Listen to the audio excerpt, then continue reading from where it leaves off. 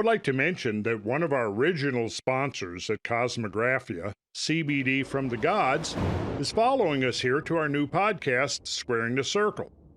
As many of you know, I've been using their products for going on 4 years now, and having tried a number of CBD brands, CBD from the Gods seems the most effective for my needs, which is primarily as a sleep aid and as a remedy for inflammation and associated pain. I use both the oil and the salve. My wife also likes their products, especially the salve, which alleviates the pain in her hands, which is the result of working for years as an electrician. If you've been thinking about trying a CBD product and experiencing the benefits for yourself, give CBD from the Gods a try. To learn more and see their product line, check out cbdfromthegods.com.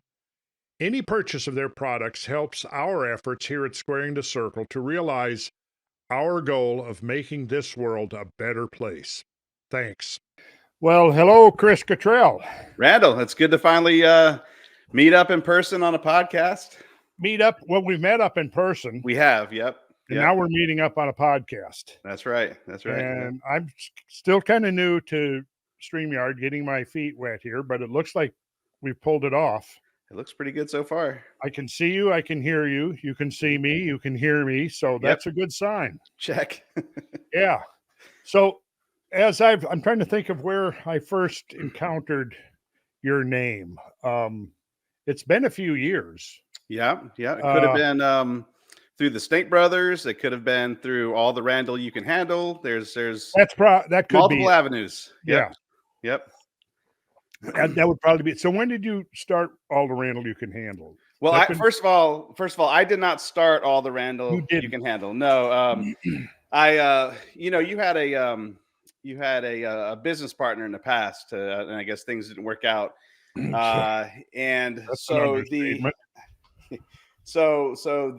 platform that was being used on Facebook was really kind of getting run into the ground. Yeah. And so there was a group of people that were part of that Facebook group that said, you know what, we gotta start something new, mainly because we didn't want to see your name getting tarnished like that. So I appreciate that. Yeah. So a gentleman by the name of Clayton Reese, he's the one who started up all the Randall You Can Handle. Okay. I was one of the first people to go and sign up with him. And maybe about 2 weeks went by and he totally dropped Facebook completely and made me the admin. Oh, so that's what happened. So that's how I, Yep. So, I like I said, I didn't personally start it, but, I did take it upon myself to kind of, keep things going and to, just make sure that, anybody that wanted to talk about Randall Carlson content would have a place to do that and not be pestered and not be run into the ground. So not have to deal with yeah. Whatever. We've got over 5,000 people now in that Facebook group, and things have been running pretty smoothly. So no complaints. That's great. Well, it might get a bump with my interview I did yesterday. Actually, it was yesterday, wasn't it? With Patrick Bet-David. Uh-huh. And he was a good interviewer. He asked a lot of questions. We didn't get around to Carolina Bays specifically. I had some on I prepared a slideshow just for that interview. And we probably didn't get through 10 or 15% of those slides. I know. Yeah. I sent you a presentation that has 80 slides and I probably won't even open it up.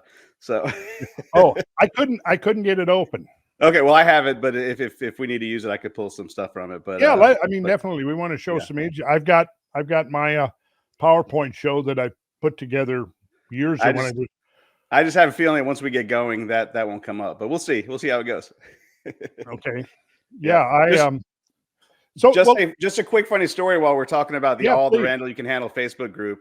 I still find it very comical that I sent you an invite to. Oh yeah. The group that was basically a fan page for Randall Carlson, and one of the other admins. We're very strict on making sure that people, they check off the group guidelines and the rules and things like that, which are super simple. It's basically two things: be kind, and if you're going to mess with somebody, you better do it with some science. That's the only two rules that we have in that Facebook group. but you Great have to rule. check off on it. That's right. You have to check off Yeah. on it. And you didn't. And one of the admins actually booted you from from your own Facebook group. So I had to be like, come on, guys, what are you doing? What are you doing? Blocking Well, Randall Carlson. hey, that was my screw up. I should have gladly checked off those boxes, and if I had been attentive, there Yeah. wouldn't have been a problem. So don't be too hard on them. No, I just thought it was funny. I thought But it was I'm sure if I ever meet him, I will definitely have to give him a hard time about that. right. So I think what I realized that you were very heavily into researching the Carolina Bays, Mhm. and I did too. I mentioned you in our brief pre-recorded discussion how Mhm. I had heard about first read about the Carolina Bays in a book called "The Secret of Atlantis" by a German physicist by the name of Otto Mook. Mhm. And his basic theory was, now this is, I think the book was published in 79 maybe, and then translated into the English version in 80. So it was around that time. And I had done my first ever public presentation on anything in 1980. Mhm. And I had done a series of classes or lectures or something, and the question of Atlantis kept coming up. And at that point in my life, I'd never read Plato, and I didn't know much about Atlantis. I knew of it, of course. Um, but I thought, you know what, I'm going to research Atlantis, see what that's all about. And so I read, I don't know, 4 or 5 books about it over a period of a year or so, Mhm. different perspectives. I read about, by that time, one of the ideas that Atlantis was the eruption of Santorini on the island of Terra, or did I have Right. it backwards? It was the island of Santorini and the volcano was Terra, which was, what was it? 900, I think it was around 900 BC when that occurred. And Mhm. so there was, some books and stuff that came out that said that's the likely background. That's the backstory to Atlantis was the eruption of that. So there was one of the books I read was that, Mhm. and it's a very interesting story about that. And it Cool. probably wiped out the, uh, How do they tie Carolina Bays into that book? well, okay, that's what I'm going to get Yeah. to. So, uh, uh, how the Carolina Bays is so now he gets into talking about what he believed the catastrophe was that destroyed Atlantis. So he has a chapter in there where he speculates that an asteroid struck the Atlantic Ocean. Okay, and I believe, if I remember right, it was a 6 mile wide asteroid, which I thought was rather interesting because the Alvarez team had just come out in 1980. You remember Mhm. with the discovery of the iridium layer in Mhm. Italy, Yeah. and had done the calculations. They looked at the by that time, I think that they had they had confirmed that the iridium layer also existed in Denmark and in New Zealand. Yeah, it was global, right? That it was global, and so they did a calculation about the total amount of iridium dusted around the Earth, and based upon the amounts of iridium found in asteroids, they had calculated that the asteroid was about 6 miles in diameter. Mhm. So I was very familiar with that. I was very excited when that information came out because you may have been this yourself. When I was a boy, I was absolutely obsessed with dinosaurs. Mhm. I Mhm. was totally obsessed. Yeah. Um, I built the plastic models of dinosaurs. I had them sitting on my Yeah. bookshelves, and any dinosaur movie that came I out, didn't still have matter them. how cheesy. I still have them set up in my classroom. Yes, Oh, do you? I do play with them sometimes. Yes. Well, my kid now, when he was little, he had he still has a collection of the dinosaur replicas that I would have killed for when I Right. was 9, 10 years old. Yeah. Yeah. But anyways, so back to Otto Mook and the secret of Atlantis. So he conjectures that a 6 mile asteroid crashed into the Atlantic Ocean, Mhm. but as it's coming in, it's spalling off outer layers that it had fragmented, and they splatted over the east coast of the United States. Right. That was his Right. scenario.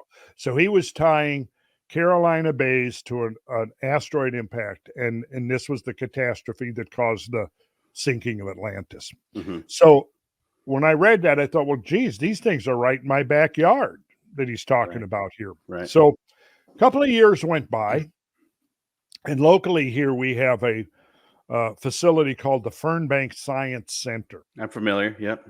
Okay, yeah. And they have a science library there. So Yeah. I thought, you know what? I think I'm going to go and do some research. I've been thinking about the bays, and, this is a few years later. So it's maybe 83, 84.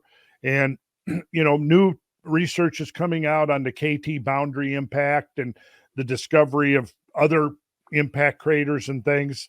And I had gotten into exploring now around the same time. In fact, it was actually earlier than that I had first heard about the Tunguska event of 1908. So I just got really into reading and researching impacts and things like that, and realized, okay, you've got impacts into the ground, you've got impacts that explode in the atmosphere, Hmm. right? Atmospheric impacts and detonations. So then maybe 83, 84, something like that, I go to Fernbank Science Library and I start doing some research on the Carolina Bays, and discovered the work of Prouty and Melton and Shriver. I think Melton and Shriver were the first, weren't they? They Yeah. was Yeah. Back in the 30s. Yeah. Yeah, back in the 30s, and there was the aerials, was it Fairchild Aerial Survey commissioned by Yep. the Roosevelt administration. Yeah. I have a picture of that if you want to pull that up. Yeah, please do. That'd be great. I bet it's the same one I've got. It's a great. It's that mosaic of all the Yeah. all the pictures. Let's look at that. There we are. Have at it. This is mosaic of Carolina Bays in Horry County, South Carolina, imaged by Fairchild Aerial Surveys, 1930.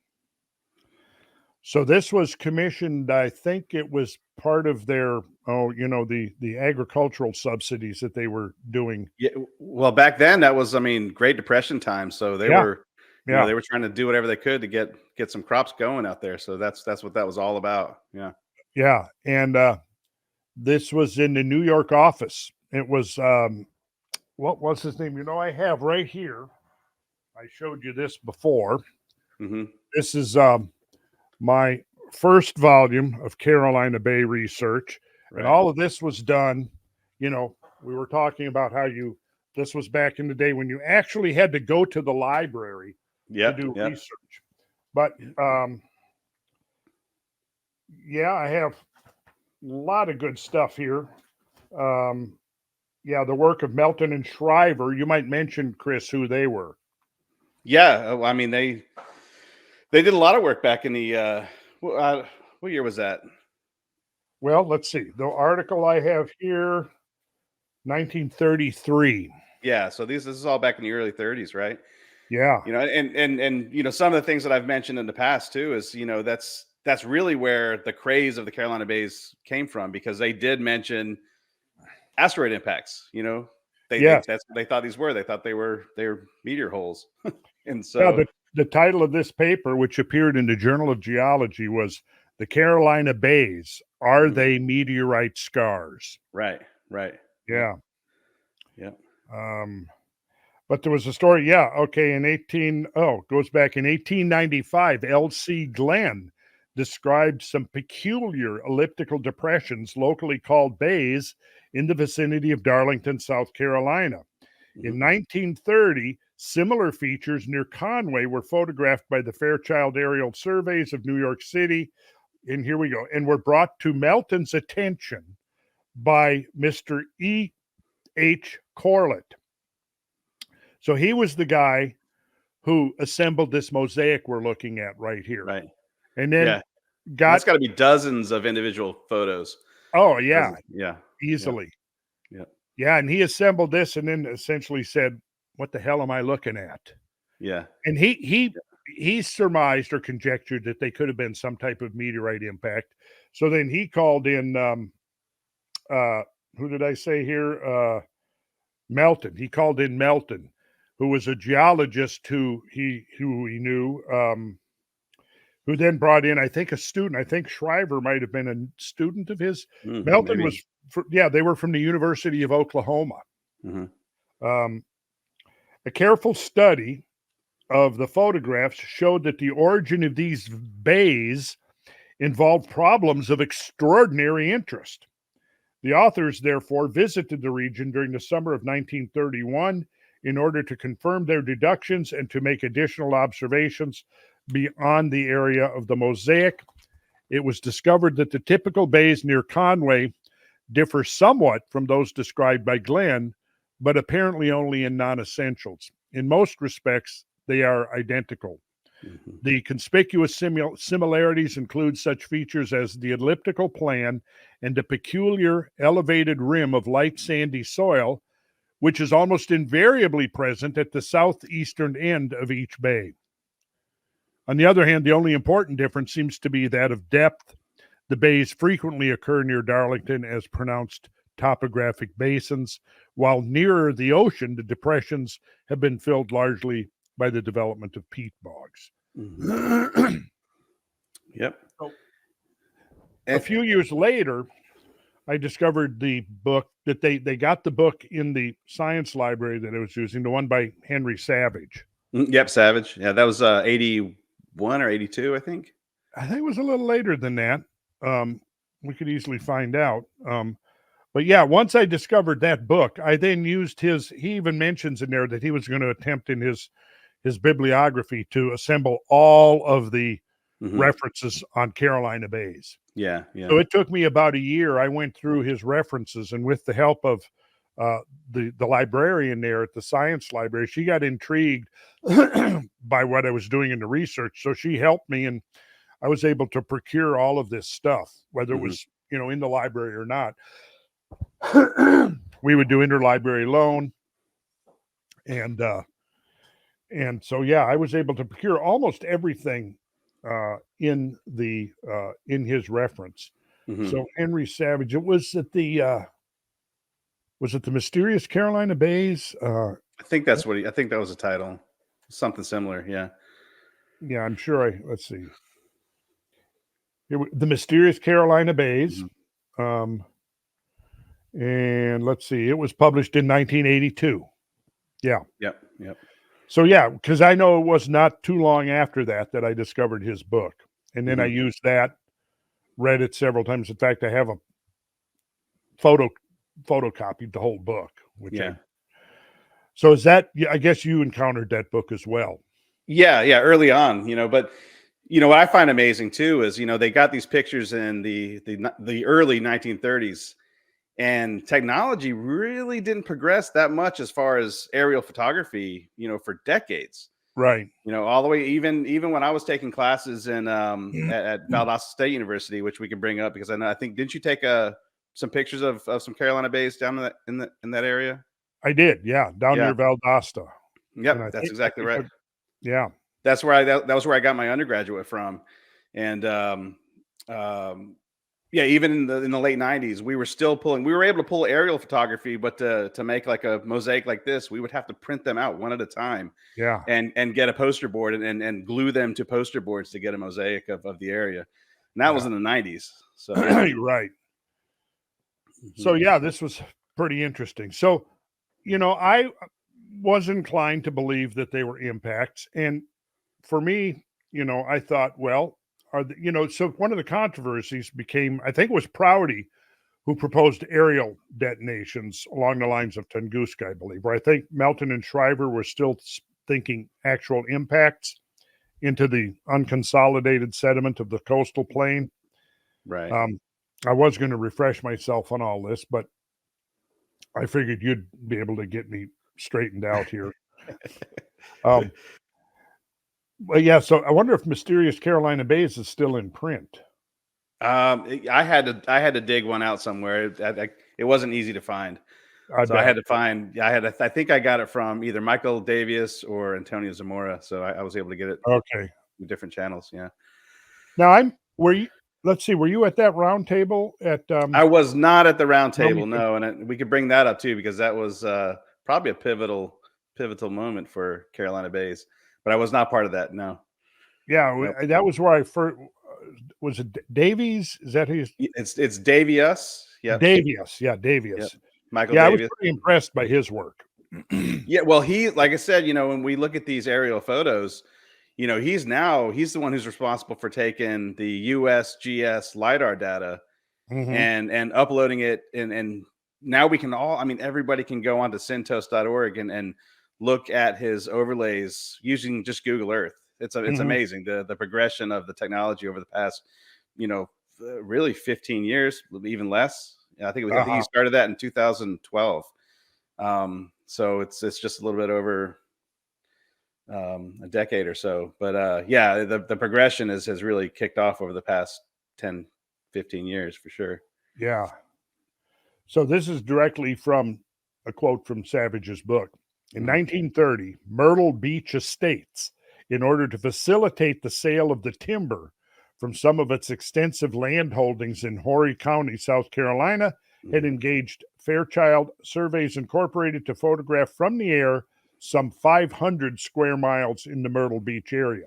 Yeah. When the photo runs had been flown and the prints developed, a Fairchild engineer in the company's New York office, Edwin H. Corlett, noted the presence of numerous mystifying elliptical features, some small, some very large, all possessing such an amazing geometrical perfection that they seemed artificial, particularly some that seemed to be marching in rank across the wooded plain headed towards the ocean strand. I've got a great, and I'm sure you've seen this one. Yeah, I'm sure you've seen this one. Mm-hmm. And then I just added some alignments here. But I think that could, what he might have been referring to when he's talking about almost like marching in rank. Mm-hmm. Yeah, I think that's now the Lewis Ocean Bays Heritage Preserve. Oh, okay. They started preserving it since then. They took those pictures, and like I said, it was back during the Dust Bowl era, and it's it's been preserved. So it's really, the vegetation has been allowed to come back and kind of preserve those Carolina bays, which is nice. Yeah. So careful study of the photograph showed that the origin of these bays involved problems of extraordinary interest, and I think it's still just the origin problem is still of extraordinary interest. Yes. From 1930, it's been almost 100 years, 94 years since that paper came out. Yeah. And it's still being debated and argued about still today. Yeah. Okay. So I'll tell you when I kind of set it down and moved on, I got to tell you how I moved on those, because I was thinking, okay, with that orientation that we just saw, of course, we now know from further research, and I certainly realized this by the time I had become familiar with the Georgia bays, was that not only the eccentricity of the ellipse decreases as you're shifting around, so does the actual alignment. Yeah. So you've got more, almost like the ones we just looked at are almost 45 degrees northwest southeast. Mm-hmm. When you get into the Georgia bays, they're almost north south. Right. Plus, they're flattened. I mean, the ellipticity is not nearly as extreme. They're much rounder in the Carolina Bay. I mean, the Georgia version of the bays,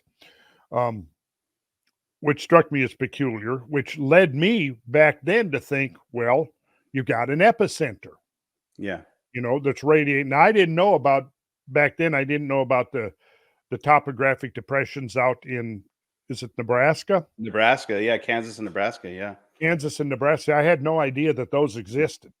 But so if I thought, okay, let's suppose, now, of course, by this time, I've become fairly familiar with the Tunguska event.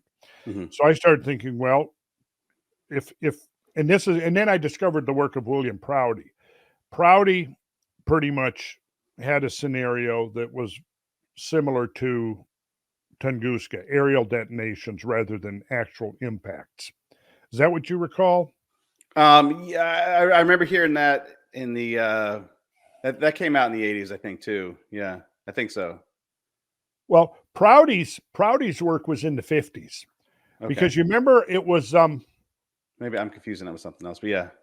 There was a controversy between Prouty's school of thought and Johnson. He was the dean of was a geomorphology at Harvard somewhere. He was like considered the dean of geomorphology, and he wrote this big tome called The Origin of the Carolina Bays. Right. And so you had the terrestrials and the celestials. Oh, And so yeah. that controversy pretty much raged during the 50s. Here we go. Yes. Awesome. Look at this. Yeah. So there was that. Yeah. And I also have this here that shows the alignment and all that too, but we're talking about this right here. Okay. Why don't you, take a minute to talk about this controversy between, because we just mentioned going back to the 50s when it was, you had the catastrophists who were the celestials, and you had the gradualists. Yeah. Well, I mean, really since the 1930s, it has been back and forth, back and forth. The biggest problem was when Melton and Shriver came out, and they, assumed, meteor impacts, that these were actually, from a cosmic impact. Everyone went out looking for meteorites, and they didn't find any. Right. And so the terrestrial uniformitarianism explanation started popping up, and since then, I mean, we have just had dozens of different hypotheses that have popped up, and they've just gone back and forth. Everything from spring basins to fish nests, gigantic fish nets. But there's been a lot of back and forth over the past few decades. I mean, like I said, it's been almost 100 years of back and forth. And right now they've settled on a terrestrial hypothesis. At least the academic community has. Well, that's okay. So let's see. You've got, oh wow, a lot of hypotheses here. Yeah. Yeah. Giant beaver ponds. That one is from a guy from the University of Georgia, and I know you know him. I wish I could remember his name. Obers. That's it. That's him. Yeah. Yeah, that's his hypothesis. And this one actually kind of goes along with your idea of bolides exploding in the sky, because that's where his hypothesis goes with it, is that it was bolides in the sky that flash steamed beaver ponds. And it was the flash steaming of the beaver ponds that created the Carolina Bays. So yeah, and that, like I said, that was from Cobras. Yep. Cobras. Yeah. Yeah. I actually did interview who went out there and met him and interviewed him in the 90s. Is he still with us? Do you know? Yep, he is. Yeah. And he's very eager to talk about beaver ponds. That's for sure. Oh, well, seemed like there were an awful lot of beavers. Yeah. Castorides, the big beaver. Yeah. The big ones. That's right. The big ones. I don't know. I'm not convinced of that one. But no, he's pretty convinced though. And that's the thing about the Carolina Bays, is that, there are a lot of people that have their own ideas, and they become very focused on those ideas, and it's hard to change minds. Even today, even amongst the us guys that think that it was impact related, it's very difficult to get somebody to change their mind about their ideas. So I guess that's human nature, but well, I'm definitely still leaning in that direction. But the variations. Now, what is Devius? What is? How do you say his name again? Davies. Yeah, Michael Davies. Does he think that they are impact related somehow? So yes, he does. So his thinking is that there was an impact into the Laurentide ice sheet over Saginaw Bay, but his dating goes back 780,000 years. It goes back to the mid-Pleistocene. Okay. And I'll have to come back to that, because I kind of agree with him now, and I'll talk about why I agree with him. Okay. Which I kind of brought up with you a little bit, earlier, because I think it has there's some Eemian intertidal that plays a part in that story, but we'll get into that later on. But yeah, he thinks that there was an impact into the ice sheet, and it sent a what do you call it? I actually have it on the slide. It's a cavitated ejecta regolith blanket. So it was basically the impact hit the Michigan sandstones. It mixed with the glacial ice meltwater, and it wasn't chunks of ice that flew from the impact site, but it was more of a sand flood of water and sand that flooded from that area, kind of like a blanket, that covered the area, and that it was the cavitated bubbles that created the elliptical shapes that we find with the Carolina Bays. I don't know where to take all of that. There's, like I said, that's his idea, and he's pretty firm. I guess my first question regarding that is if it was that long ago, because some of them certainly strike me as being quite pristine. And I would try to imagine, the landscape changes and the vegetation changes and all of that over almost 800,000 years. Would we still see? So here's the thing. And again, I want to talk about this a little bit later on, but the shorelines that were created at the last interglacial period, right, which was the Eemian 125,000 years ago, right? Right. At least that was a peak. And so the shoreline that was created at that time, there are no Carolina Bays below that shoreline. So if you go to the coast and I could pull up, let me go and do it. I'll pull up the pictures from Myrtle Beach. There you go. All right. So if we go back to the last interglacial, which is MIS stage 5E, that's the Eemian, right? That's the Eemian. And I think the latest dating is from 116,000 to 129,000 years ago. Right. Yeah. I noticed that. I thought 13,000, that's interesting because Younger Dryas to now, anyways. Yeah. Well, just like now, I mean, we're in the middle of an interglacial. Actually, we could talk about this too later on, because I don't think we're in the middle of an interglacial. I think we're at the end of an interglacial, which you probably agree. I probably do agree with that. Yes, because there's only one thing worse than global warming, and that's global cooling, and I think we're heading there. Yeah. So that might be a whole nother podcast, but we'll cover that later. Anyways, just like now, we have a shoreline that's being created right now, during this Holocene time frame. Yeah. And you go to the beach today, everyone goes and lays out at the beach and, puts their toes in the sand. But that sand is being worked over by tidal forces, every single day when the tides come up and the waves crash and it's moving sand up and down the beaches through longshore drift. And, that's happening right now. And it's been happening for around 5,000 years, 6,000 years. Well, the same thing was happening 125,000 years ago, or, the peak of the Eemian interglacial.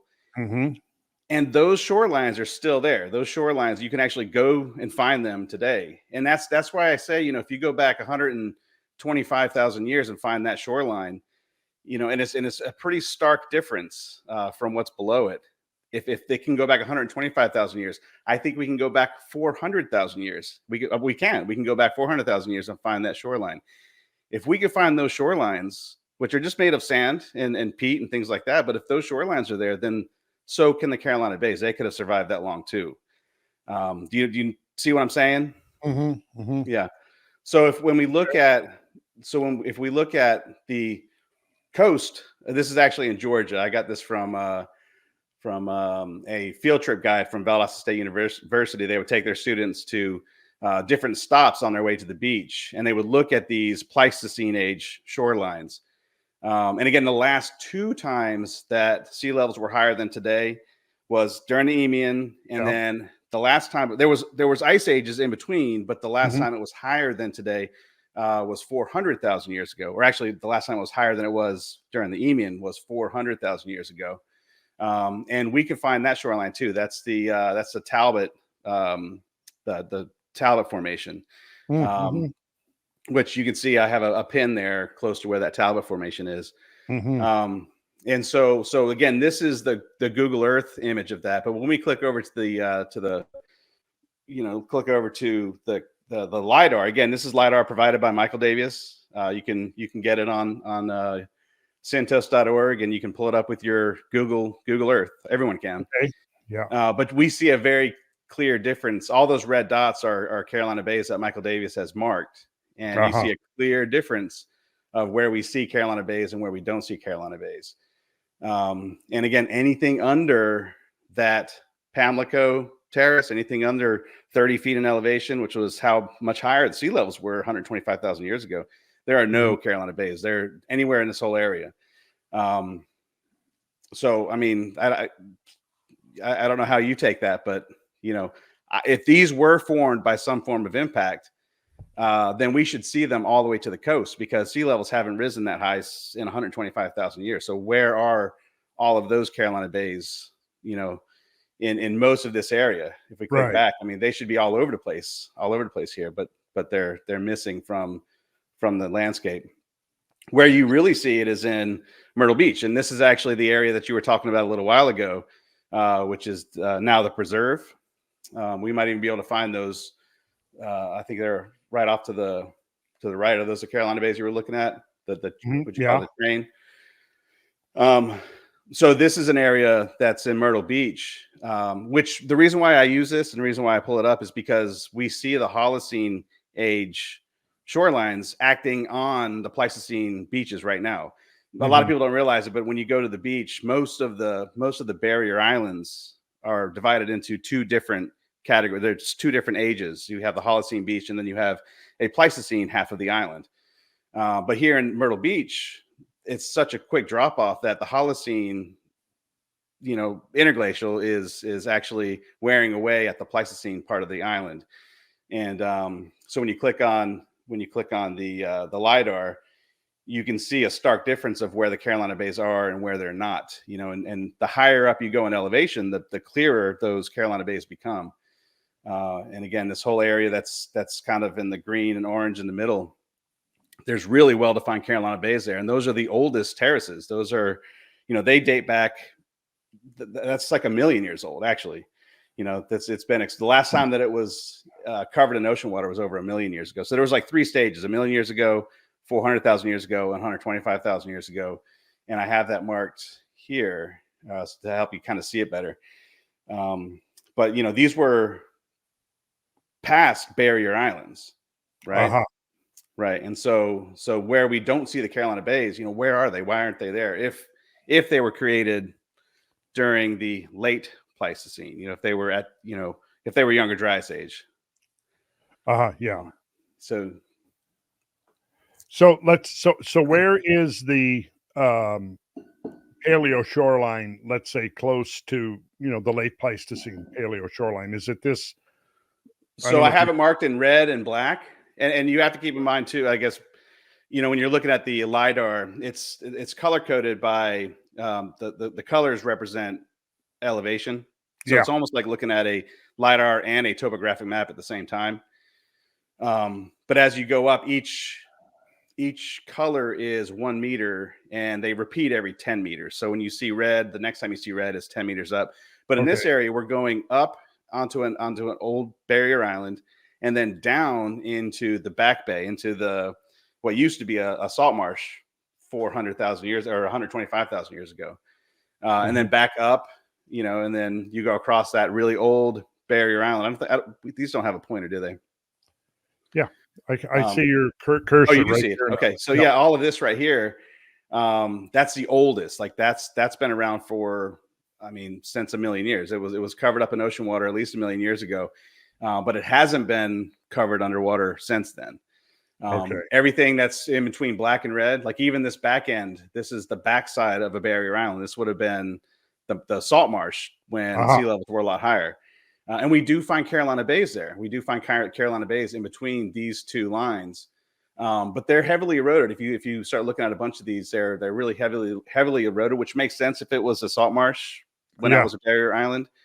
And one easy way to test this, and I we need to get something going on that. But if we just take cores in these Carolina bays, we should be able to find the layers of mud, the layers of clay, the gumbo clay that forms in those marshes. But then you drop back off, into the what was under the estuary in the water, and it's all gone again. So. So where did those Carolina bays go? Were they there and they got washed away during the last 2 interglacial cycles where sea levels were higher, or are they just not there? I don't. There's some of these. If you look up here, like some of these are truncated in half. Here's one that was actually this one. I should highlighted around because this one's truncated right in half, and water was flowing out of it at one time. But Yeah. anything on the seaward side or the windward side of these islands, it's gone. Like there's no Carolina bays there. The ocean has risen and washed those clean. Yeah. So are you saying then that there could have been bays on the exposed coastal plain during late glacial maximum when sea levels were lower?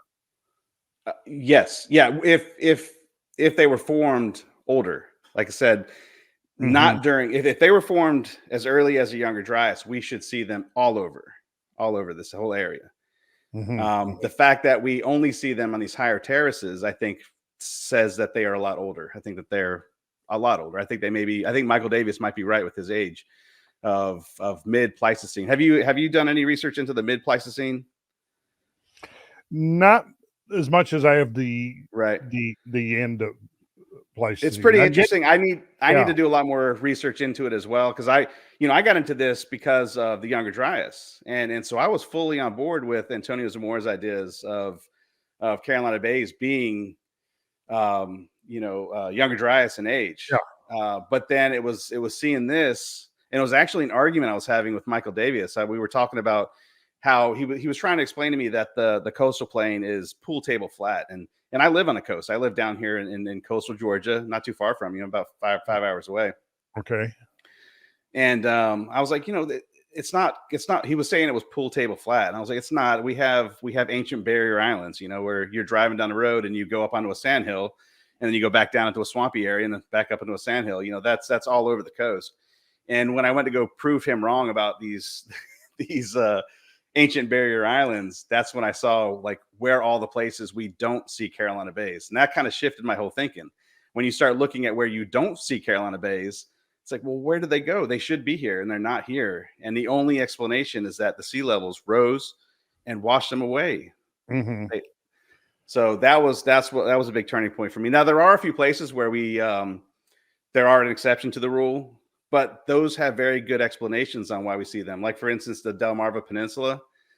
When do you see any Carolina bays there? I know there are some, but they're hard to see. So when you click on that LiDAR, what like, yeah. Oh, wow. Right. So this whole center ridge has Carolina bays all over it, but they're completely missing from this whole area right here. I do want to point out though that this is lower than 30 feet, and 30 feet is about on average, how much higher sea levels were 125,000 years ago during the Eemian. Yeah. This area is actually lower than that. It's lower than what we would see at Myrtle Beach, but there's very well documented subsidence happening right here in all along the Delmarva Peninsula. It's sinking, right? Okay. And so if it was sinking, if it was much higher in the past and it's been sinking, then that makes sense that the sea levels rose, they washed those Carolina bays away, and now it has sunk below that level because of the subsidence. Another area is Charleston, South Carolina. Again, this Charleston should be covered in Carolina bays, all up and down the coast, right? And when you click on that, you see that LiDAR, everything lower than those Pleistocene age shorelines, they're missing. They're completely gone. A lot of this area is actually higher than 30 feet, which is, it should have been exposed at that time. But this Charleston is well known for having tectonic uplift. So it's actually rising, which is opposite of what's happening in the Delmarva Peninsula. So that area is sinking. This area is rising. And we actually see, those shorelines at different elevations, but those Carolina bays are on those high terraces and there's none on the lower terraces. And at what elevation then do you see that transition from absence of Carolina bays to prolific Carolina bays? It's so if you're looking at elevation, if we go back to the Myrtle Beach area, you see it at the 9 meters or 30 feet. There's none. Like if you go all up and down the East Coast, the only place that you find them is in the Delmarva Peninsula and some places in New Jersey, which are experiencing subsidence. It's sinking. So that's the only place that we see them. And but there's nowhere else. Anything below that 30 feet, they're gone. You do find some between 30 feet and 42 feet, but that's the area between the Talbot and the Pamlico Formation, but they're heavily eroded. And then if you go above the Talbot Formation, they're really well defined, really well defined. Okay. So this whole area, you see lots of Carolina bays.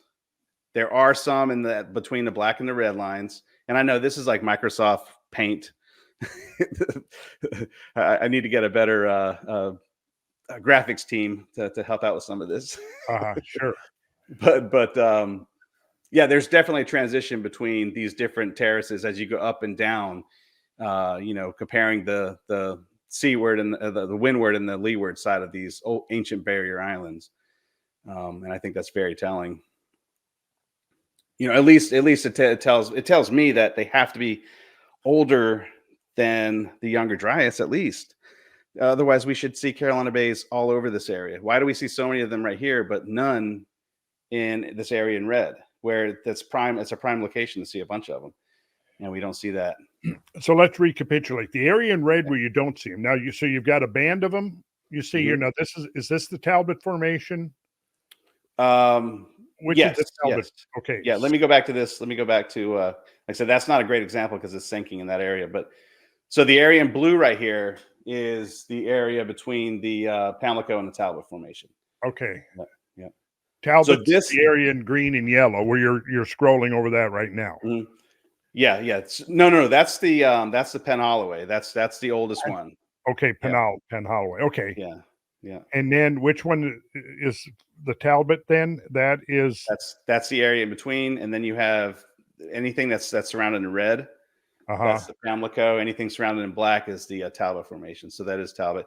This area was exposed during since the Penn Holloway. That's right. Yeah. So this would have been a barrier island 400,000 years ago. This that's in red would have been a barrier island 125,000 years ago. And that's why I chose this location, because again, it's a barrier island. Well, it's not even a barrier island, but we have a beach erosion taking place right here next to where that island is. If I go back to here, this, you see the two, this is Sapelo Island in Georgia. Here it is, actually right here. And this is the mainland. This was the barrier island 125,000 years ago. And so this is actually divided into two spots as well. So we have a little bit of both in this one. And same thing here. And you've got the barrier island from 400,000 years ago, and then the back marsh from 400,000 years ago as well. And again, we see lacking Carolina bays. And then when you go all the way back here, this is that Penn Holloway. So this would have been the beach 1 million years ago. And there's Carolina bays all over the place there. So, yeah. Now, is there, okay, so the immediate area immediately windward, I guess you'd say, of the ocean that you're scrolling over right now, that I just want to get the terminology clear in my head. That's the Pamlico. That's what you've got right against the ocean, right? Well, no. Right against the oceans now, it's Holocene. So this is all Holocene age. Okay. Yeah. Pamlico, we see there is 125,000. So it's Eemian. Yes. And that's the Pamlico between the red lines. Yeah. So from the beach up to this red line is about a 30-foot dune. I mean, you go up about 30 feet. Yeah. And there are no bays on that. Not below it. No. Not below it. There are a few bays. Yeah. There are a few bays. There's a few truncated bays. You can kind of see how heavily eroded these. Like there's one right here. There's one right here. There's one right here. But they are almost unrecognizable at this point. Right. And that could be because it's Myrtle Beach. I mean, it gets hammered by hurricanes and things like that over and over and over again. But this whole area, right? Yeah, I guess that was where I was kind of like moving towards that. My question about, storm surges from hurricanes and potential tsunamis. Yeah, I mean, I hear that a lot, but it's the entire East Coast. I mean, I'm picking these a couple locations, but you can go all up and down the East Coast, and I mean, anything below 30 feet, gone. There's no Carolina bays. And this would have all had to have been within the past 6,000 years because sea levels have only been this high, at least since the Younger Dryas. They've only been this high for the past 6,000 years. And there's Native American villages all up and down the East Coast, and they were thriving during that time. There's the shell rings and things that date back older than the pyramids. And, they were doing great. It wasn't like they were getting hammered by hurricanes and mass destruction and things like that. It was habitable. So. Okay. I Huh. know this makes me like the most unpopular person. But this was something I did present this in the at the Cosmic Summit 23. It didn't go over very well, but it's like I said, it is what it is, and it was enough to cause me to change my mind. I did think that these were Younger Dryas related for a really long time, but this is solid enough evidence for me that I had to change my mind. And I think that Michael Davis might be on to something with his age dating. I don't know about the formation. I don't know about that cavitated regolith blanket idea. Mhm. I really kind of think Zamora has a good idea with that. I don't know if you want to talk about that or not, but his whole hypothesis is that there was an impact into the ice sheet that kicked huge chunks of ice, and they came crashing back down and formed penetration funnels. They formed conic sections, and that's where these ellipses come from. Is Mhm. from the ellipse. I mean, from the impact from these chunks of ice. And I'm on board with that. I've been working with him closely about, trying to find a way to quantify the quality of these bays. Those perfect ellipses. We've been working on a way to kind of streamline that process a little bit and just show the scientific community that there's no way with all of the environmental variables that are out there that these things can form perfect ellipses over and over and over again. And Right. so as far as the formation, I'm way more on board with Zamora's idea than I am with Michael Davis's idea. But this right here tells me that these Carolina bays have to be somewhere between 400,000 years and 1,000,000 years. And there is a major impact that took place right around 800,000 years ago at the mid-Pleistocene transition. And we find the AA tektites all over Australia and Asia. Uh-huh. And, that they, for the longest time, they can't figure out where that impact is. There's been some talk about where, I think they're looking at some areas like in Indonesia. But there are some people looking into this, basic using physics, ballistic missile reentry physics, and things like that. Tim Harris is being one. I don't know if you met Tim. I don't think he was at that. I don't believe so. No, but yeah. So he's been using the ballistic missile reentry physics to, where we find a tektite. Which, by the way, a tektite is basically like a meteorite, but it's originated from Earth material, right? And so we can't find where that came from, but we know that we know the timing. We know that it was around 800,000, 780 something thousand years ago.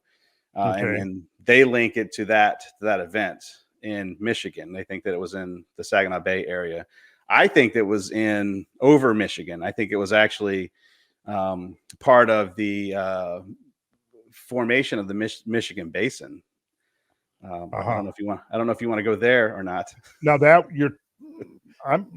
I'm willing to go pretty much anywhere, but uh but now you're not saying this would have been what, 780,000 years ago you're talking about? Yeah, and now, like I said, what started this conversation and kind of made me jump the gun a little bit was that these shorelines are there, and we can go back and we can find them, and we can date those shorelines. And if we Mhm. can do that with shorelines, then why can't we do those with Carolina bays? The That's what Carolina bays are sitting right on them. We see where they are and where they're not, and I don't. Why can't we use those same dates for those shorelines to date those Carolina bays? yeah. So a quote here by Prouty, William Prouty. Mhm.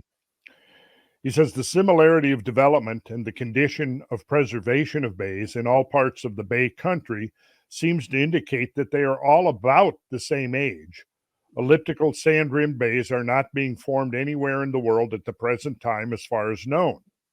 And I think that's probably still accurate, isn't it? I mean, can we point, or can anybody point and say, okay, here's an incipient bay, here's one in the earliest stages of formation, here's No, one. yeah, no. Yeah, that's the right, right. Yeah, they can't show us different formation stages.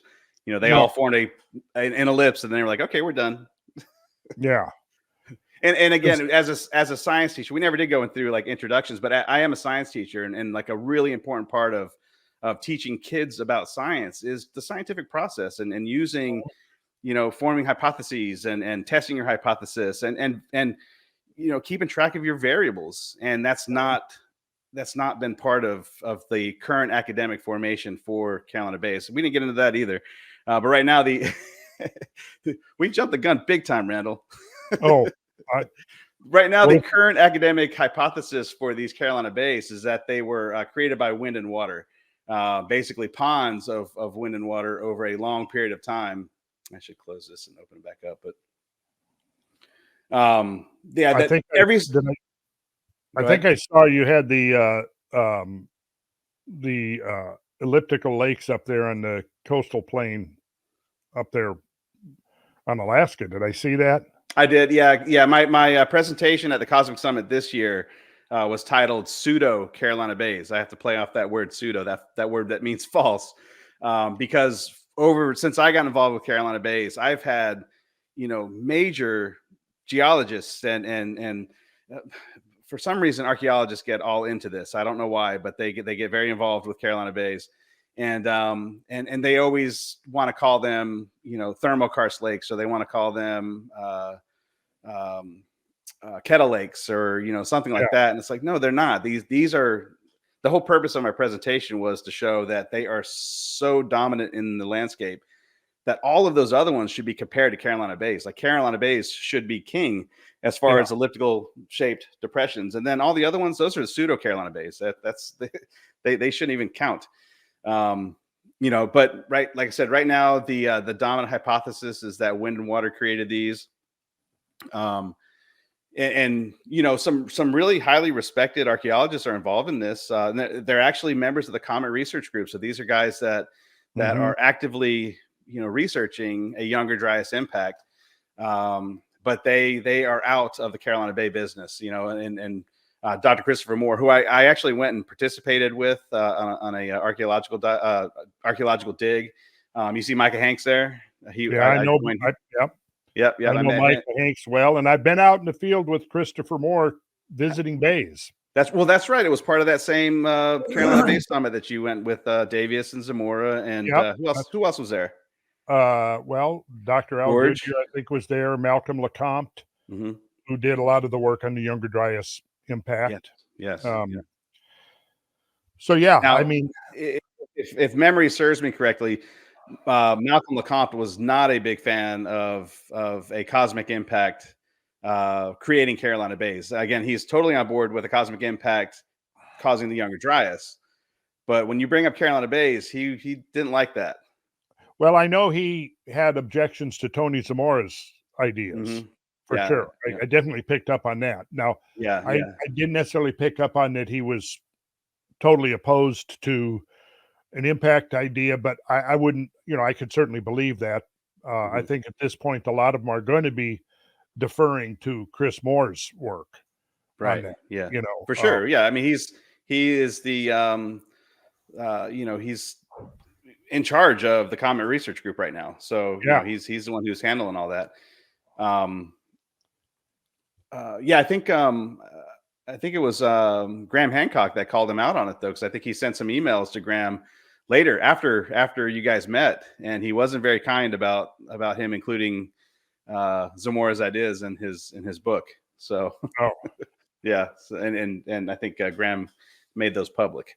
So that might have been. I think that was Malcolm LeCompte. That's what I mean. Yeah, Malcolm LeCompte. There definitely was some back and forth between those two guys. Right. I ran into him. Where did I see him? Well, I saw him he was at the Cosmic Summit, and I love the guy. I know. Great guy. I do too, right? I wanted to hang out with. I was disappointed I didn't get to hang out with him. I was too. I didn't recognize him until it was too late, and I was like, that's Malcolm. And I got to meet him as he was on his way out the door. But we've exchanged some emails since then, so that's been good. Yeah. But anyways, so right now we do have that the academic accepted hypothesis is that every single one of these Carolina Bays had to have been a pond, and had to have been a pond long enough for wind, and they call these katabatic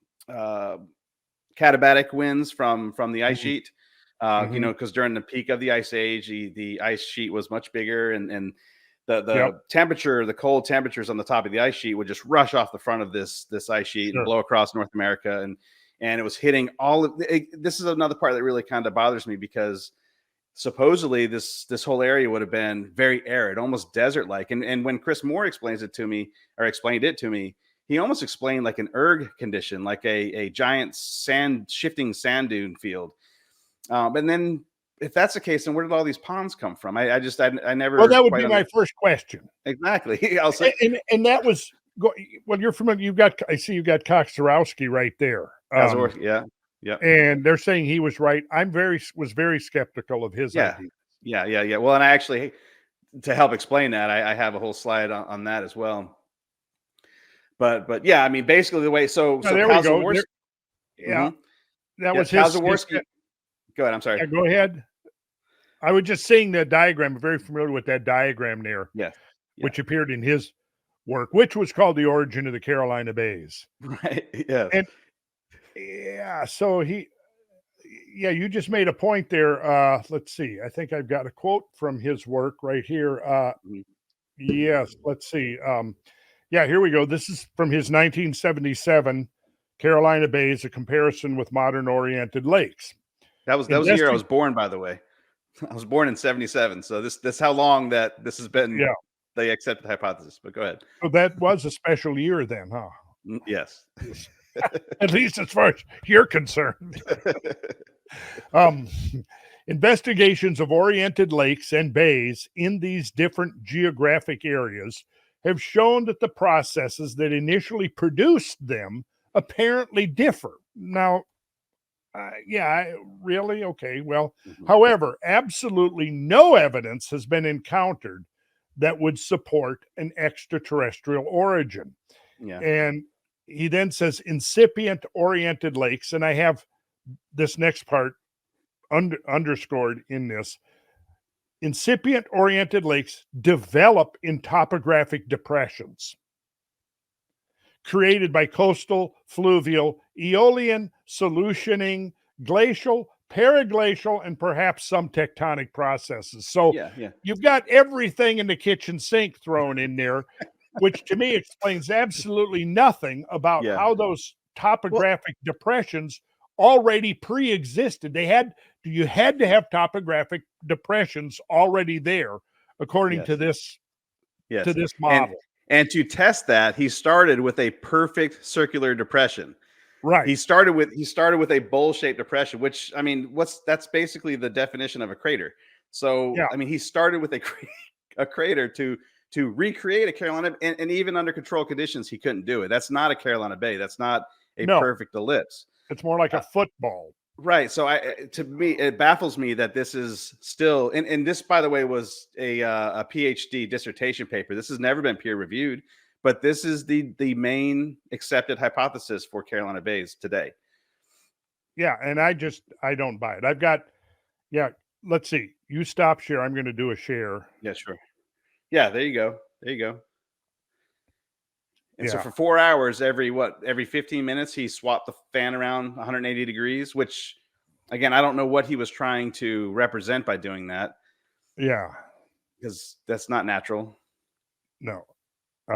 Here we go. See, I have that developed right there. Because when I read his work, that was the thing that red flagged me. I go, okay, you're already, for your theory, you're already starting with topographic depressions. Now, I might listen credibly to an argument that says you had ponds there whose shorelines were modified by katabatic winds blowing over a long period of time. Yes.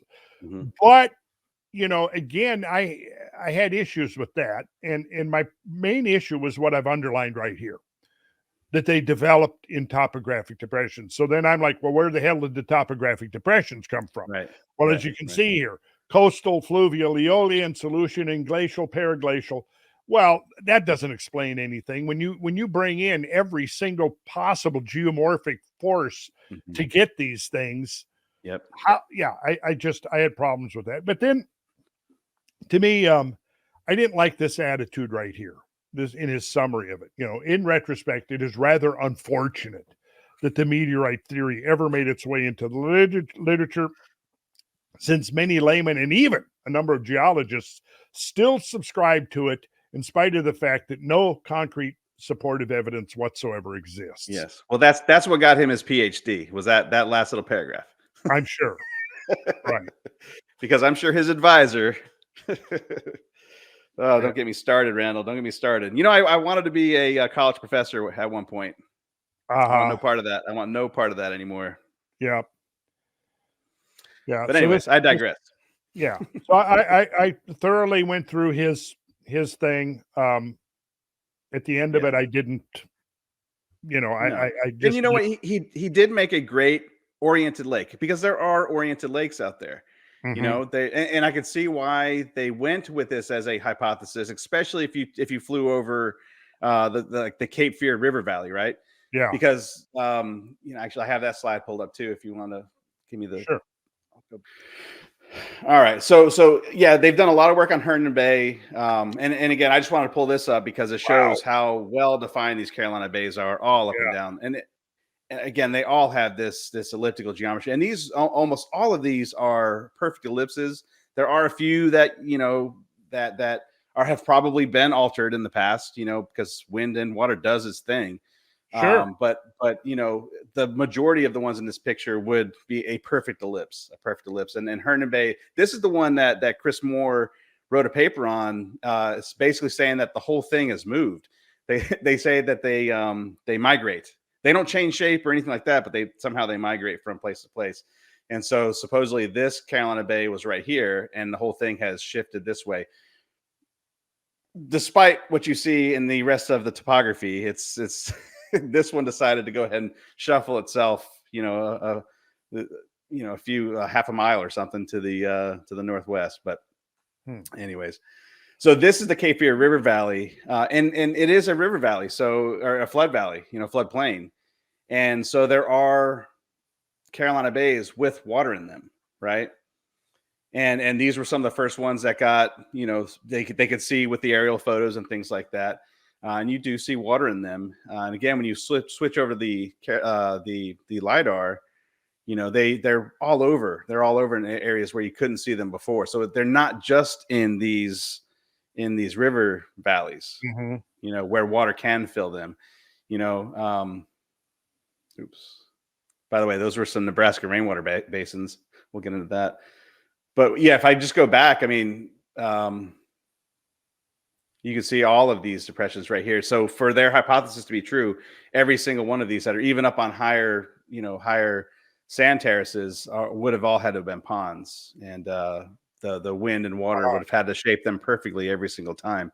As a science teacher, I can't get on board with that. Again, there's way too many environmental variables that, I mean, just anything. A herd of pachyderms taking a nap on the edge of one of these Carolina bays would cause the shape to be different. I mean, that's what we teach kids, right? Any change to your experiment could give you different results, and that's not what these Carolina bays show us. Whatever created them was exactly the same every single time, and more than likely all at the same time. So. Yeah, and then of course, we have the Nebraska rainwater basins that are, 3,000 kilometers away, I guess.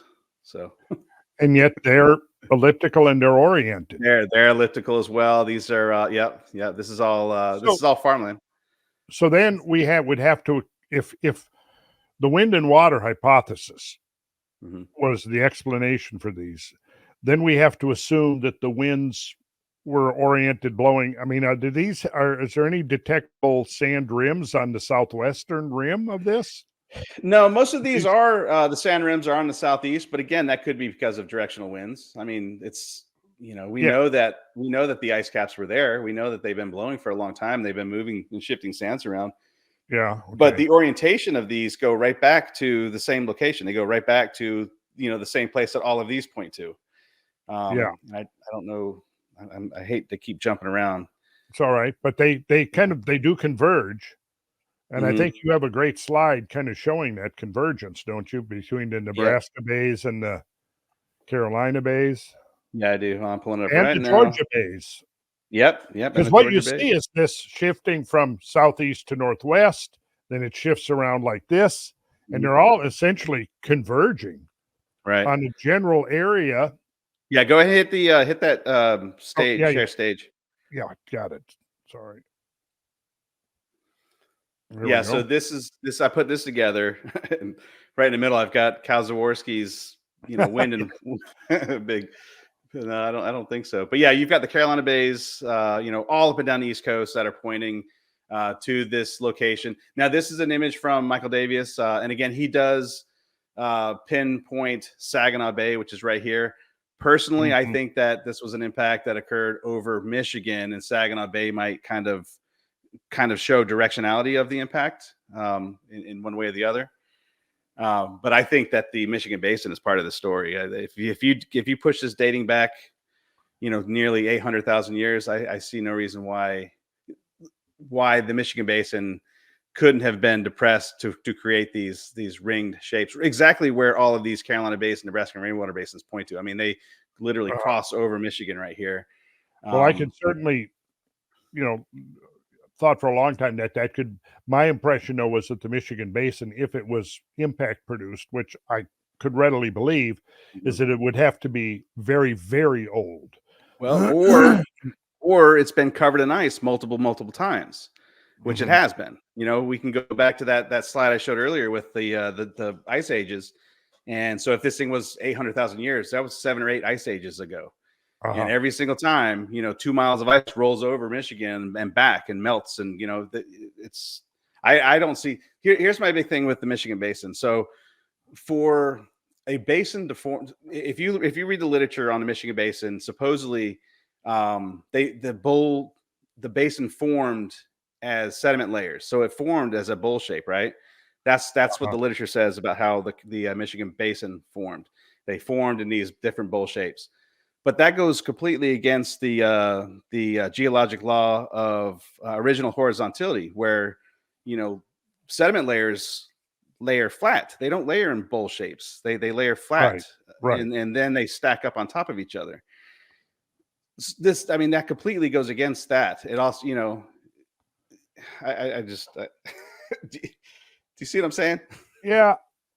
I'm going to have to consider this. Now, the Michigan Basin, can we show people where that is in context? I see. Yeah, you're kind of showing that up there in that image. Yeah, right here. Yeah. When you actually look at Google Earth, you can almost, the topography sort of subtly defines the circularity of the topographic depression there. I could do a share screen. Well, I mean, it does now. Yeah. Yeah, it does now. Yeah. And have there been cores taken from the? Yeah, I'm sure there have. I haven't investigated it too much. I haven't even actually talked about it too much. The first time I talked about it publicly was with Matt Bell. Oh, really? Okay. Yeah. Again, it's if every single Carolina Bay, I say it's almost like they're like a bunch of tattling third graders. They're all pointing right to the impact site. Yeah. And it just so happens that right there at the impact site, we have almost a perfect bullseye.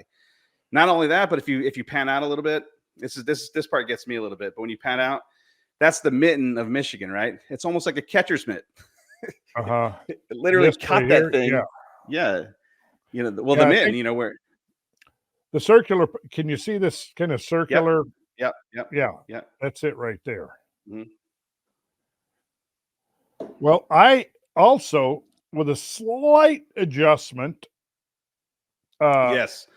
So on this, I'd love to talk about that because I think that is a Younger Dryas impact. I think that did happen at the Younger Dryas. I think we're in agreement on that. Yes. Yeah. I think that the Carolina Bays that were formed happened during the mid-Pleistocene, but I think that one, Lake Lac Saint Jean, I think is an impact site. Yeah, we can. And there might be one more. Right here is Lac Saint Jean, right there. Yep. And there may be one more, but those are the two I've focused on, mostly because of the fact that there was catastrophic discharges of water. Big time. Yeah, big time, particularly Nipigon right here. It has all the features that you would look for catastrophic discharges of probably in the order of 100 million cubic feet per second. And this all of this here area is like a gigantic delta that has splayed out from the mouth. That's material that was originally part of this up here. Right. And you actually look at this and you can see what I could think of as even remnants of a central uplift ring. Yep. Right here. I'm totally on board with that. Yeah.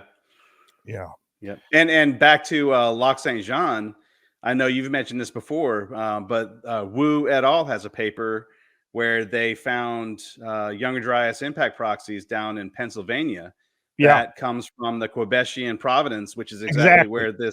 where this is at. Yep. Yes, yes, yes. I pointed that out, and it's Mm. yeah. They don't mention Lake St. John there No, in that paper, no. But if you but they cover that do. up, yeah, you cover that with a Laurentide ice sheet. Yeah. You've got a couple places where that could have been peppered for sure. I Yes. think. Yep. Well, Scrolling, do you see that little brown area, like right in the middle between the two? And I can't remember the here. name of this. Yeah, Yes. it's like a brownish color lake right in the middle. Yeah, scrolling right, like Okay. right between it. Like no, go down a little bit. There's a Here. lake right there. Yep, scrolling on that, especially on the left side of it. This. Yes, Hmm. I think that was the third spot that was like this might be a because you were talking about the central impact, the central uplift. Uh-huh. Yeah. To me, that's a little, and it's right directly between Lac Saint Jean Yeah. and Lake Nipigon. So I do think that these could be Younger Dryas impact sites. Uh-huh. But from the stuff that I was talking about earlier with the sea levels and things like that, I just don't think that the Carolina Bays are part of this story. I don't think they're part of the Younger Dryas story. I think it's a Yeah. much older story, which is just as interesting. I mentioned at the Cosmic Summit, I feel bad because the Younger Dryas it's such a sexy topic. It's such a neat thing to talk about, and I really enjoyed it. I enjoyed it more when I thought it was part of a Younger Dryas event. But when I started, and I still have to do a lot more research on the mid-Pleistocene, but it's fascinating because this is also when the Homo sapiens and the Neanderthals split, as from a common ancestor. So there was some major stuff going on there. We see a major reduction in DNA. So there's a huge bottleneck that happened at the mid-Pleistocene, Mm-hmm. like a huge bottleneck that happened at that time. And again, this goes way, way, way back in time, but we've got the AA tektites. That was the last time that we had a magnetic pole shift was at Mm-hmm. the mid-Pleistocene.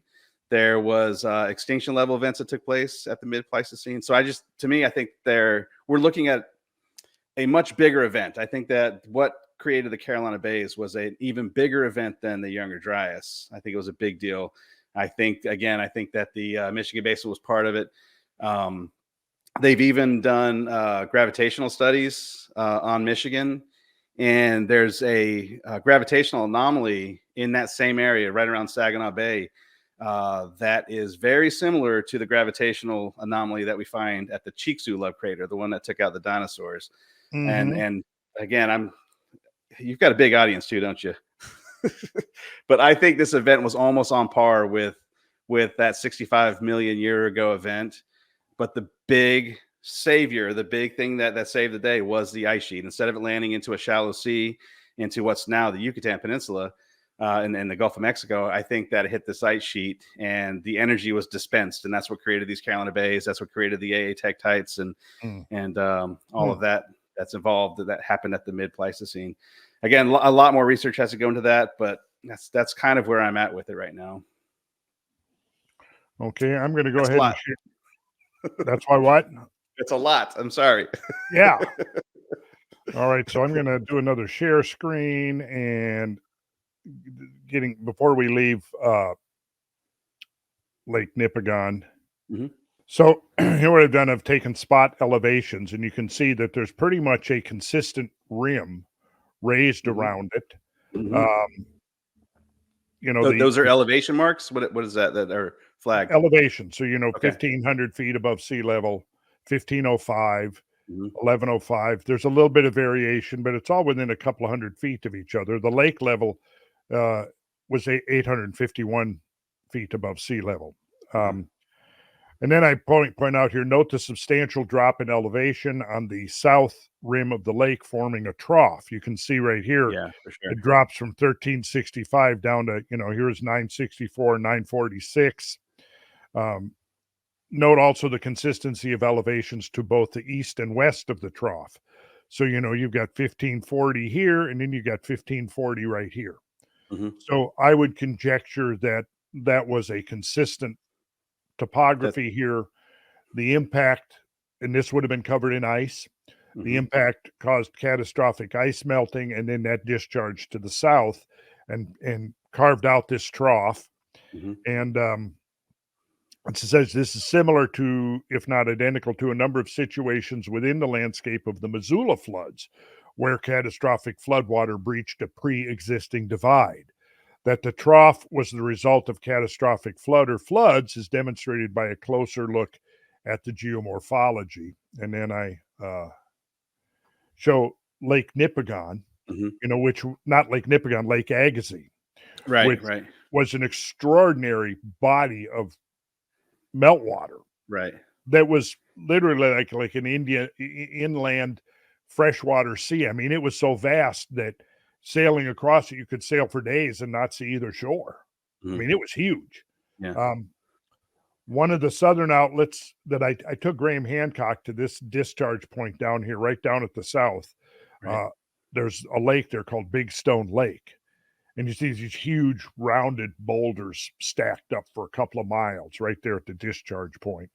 And Nipigon is right, right here, Right. right there.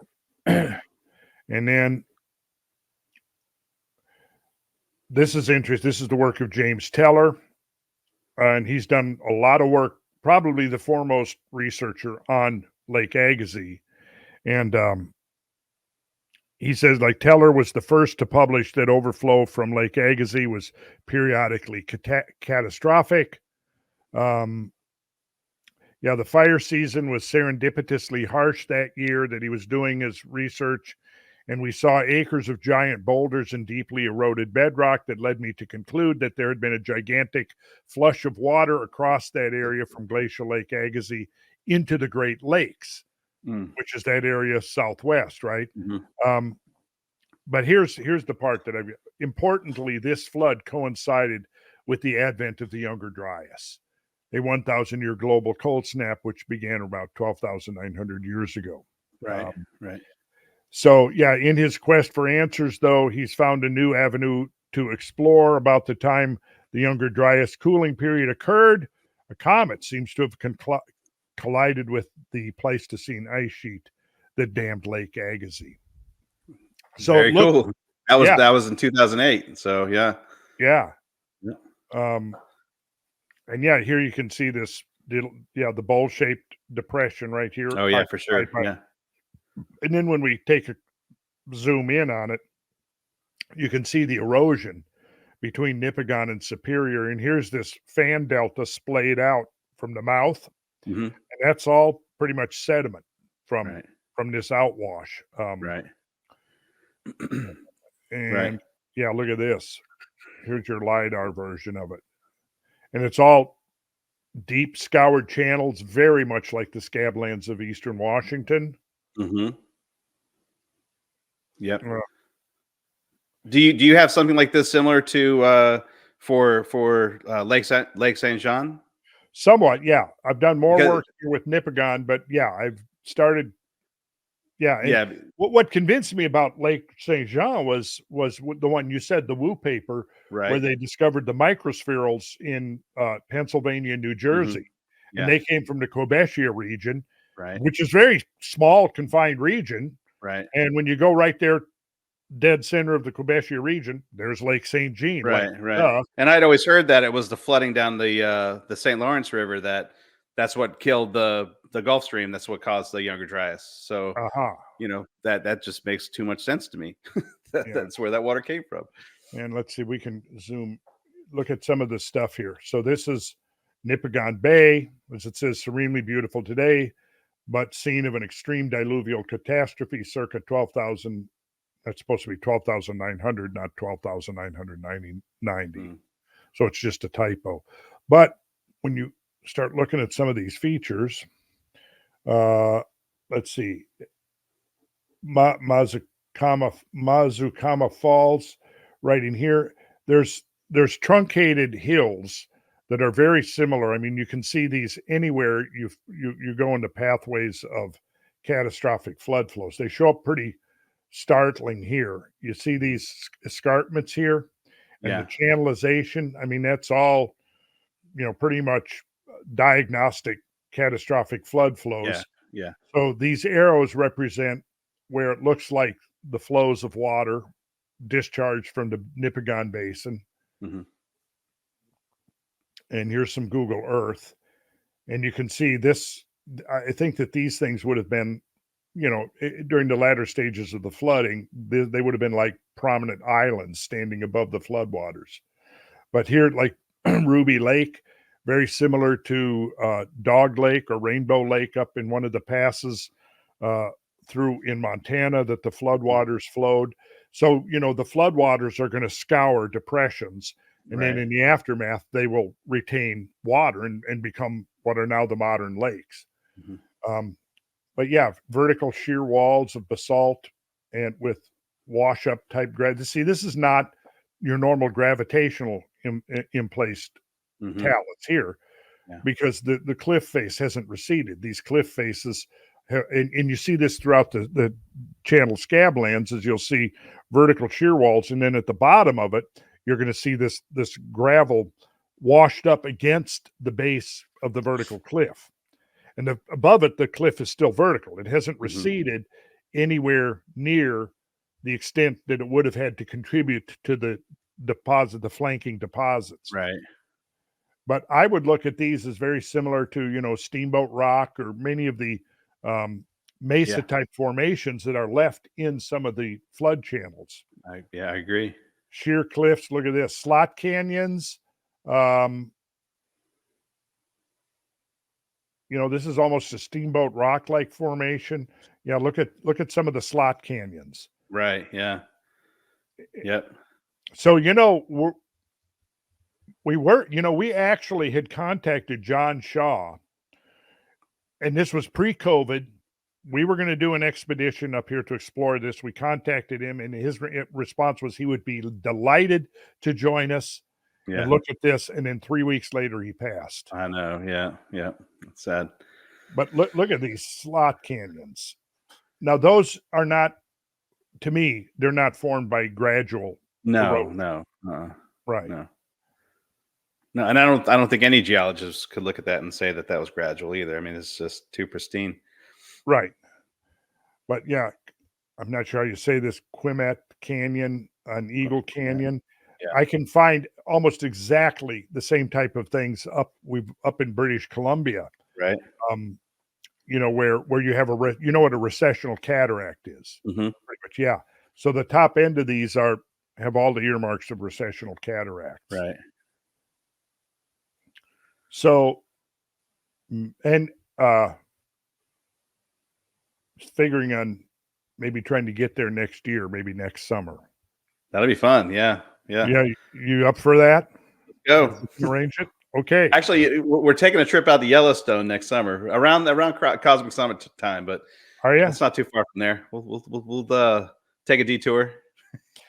Now this fascinated me. Devil's Crater, which is right here. Right. Look at this thing. That's cool. Now my first impression was this was like a giant caulking, underwater. Yeah, I was gonna say it looks like a big pothole. Yeah, it does. It looks like a big pothole, and I mean, if that's what it is, then that really, like I say here, Devil's Crater is a testament to the incredible power and turbulence of the meltwater currents sweeping over the western rim of Nipigon Basin. Yeah, right. This is a gigantic pothole formed by caulking in deep, swiftly moving floodwaters. In this case, probably subglacial. And you can see here, look at the channel out, which is just what convinced me that this was a turbulent vortex causing melting. And then that melting, if it was in the ice sheet, that would now create a capture basin for superglacial flows that could flow into the so if there was a secondary impact right above this point, perhaps. Right. Right. And then you had almost like flushing your toilet, it's Right, going yeah. like this down to the bottom and then Yeah. discharging subglacially, cutting this trough right here. But yeah, I mean, you can see the scale of this thing. Look, there's a canoe down. Did you ever get a chance to talk with Jerome Lessman about Lake Nipigon being a possible impact crater? I think it may have come up, but we didn't really. Yeah, I don't remember any really specific in-depth discussions about Nipigon. Yeah, because it's pretty solid evidence in my opinion, for sure. Yeah. And then I compare the Black Sturgeon Spillway, which Mhm. you've got here. In this one, I'm comparing it to Black Sturgeon Spillway, and here's Moses Coulee, which all geologists are going to agree resulted from, hypervelocity flows. I say here Moses Coulee ranks as one of the most magnificent ancient megaflood spillways on Earth, carrying at its greatest discharge over 300 million cubic feet per second of raging torrential floodwater. Black Sturgeon Spillway is about half the capacity of Moses Coulee, but is still a very impressive example of a relic channel cut by gigantic water flows that far exceed anything on Earth today. And you can see the modern Black Sturgeon River Right. moving through there. Right. I have this memory of I think I was 9 years old. We drove up to I grew up in Minnesota. Right. And my dad used to canoe these waters, all that area. He was he was a canoe racer. And we went up I remember one year, and I think I was 9, could have been 59 or 1960 maybe. We drove up to Nipigon. And I remember going to this overlook, and it was looking down into this massive deep channel. And it was, I remember getting vertigo looking into this channel. I don't know if it was this, but I speculate that there was an overlook, and it was this that we were standing on the rim of looking into. Mm-hmm. It made a huge impression on me. Yeah. So, Yep. 9 years old. That's one reason why we plan on heading out to Yellowstone, doing a cross country trip this year. My daughter's 9, and that's perfect a very age. perfect age. That's right. I remember going to the Grand Canyon when I was 9, so it's a good time to go. Good time to Yeah. start getting those interests for sure. Well, let's see. How long have we been going now? Well, let's About see. an hour and a half. Hour and 38. Maybe we go 5-10 more minutes. I mean, we got plenty to talk about if you're willing to do this again. Absolutely. Because there's always new stuff to talk about, and it's great Yeah. to have somebody who's actually done some work in this area. Yeah. And again, I know that what I was suggesting is very controversial. It's already, the Carolina Bays are already controversial as it is. Right. Nobody agrees on anything, even the impact guys, we don't agree. And for, I've been, tagging along for about 10 years, I guess about 8 years now. And, I can't get anybody to agree on any of it. Like I said, I really think that Zamora's got a good concept on how these things form perfect elliptical depressions. We know that conic sections are an ellipse, and a nice projectile entering unconsolidated sediment would be a conic section or a penetration funnel. That would form an ellipse. I like that idea. But what I was saying about with the shorelines of the mid-Pleistocene, or really the Pleistocene shorelines, the last 2 times that we had interglacials, that was enough evidence for me to remove them from a Younger Dryas impact, which I think may be really important. I think to remove them from a Younger Dryas story can only help both of these hypotheses, right? Because a lot of times, and trust me, I know I was pushing this for a long time. I thought that they were related to the Younger Dryas, and it just upset a lot of people. And by removing the Carolina Bays from that story, I think it strengthens the Younger Dryas story. And we just looked at possible impact sites that could be absolutely related to the Younger Dryas, right? And it adds a little bit more strength to the Carolina Bays being impact features as well. If we push the timeline back into the mid-Pleistocene transition age, again, I only see positive benefits from doing that. But a lot of people are going to be upset about it. So sorry. Well, initially early on was, seeing some of the studies from core samples that suggested that they were late Pleistocene in age. Really? Okay. Oh yeah.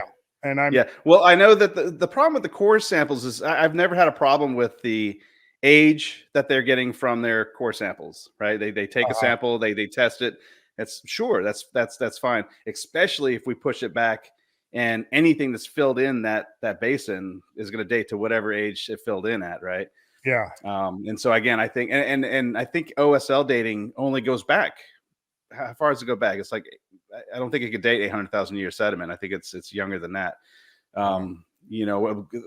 radiocarbon dating only goes back, what, 60,000 years or something. Yeah. But I think OSL dating can only go back 600,000 years. I think it is. I'd have to look that up, but it doesn't go back 800,000 years. Right. We do have the ice core data from Antarctica that we can look at.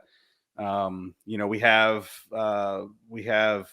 sediments, ocean sediments that we can look at, and there was a major extinction event at the mid-Pleistocene transition of diatoms that died off. Like I think 90-something% of the diatoms in the North Atlantic completely kaput at that time. Oh, really? I'm not familiar with that. I'm going to look into that. Now, you mentioned this, and it's just only recently that I've started taking a dive into the Eemian, and find that that's a very interesting time, because it has been often invoked as the counterpart to the Holocene.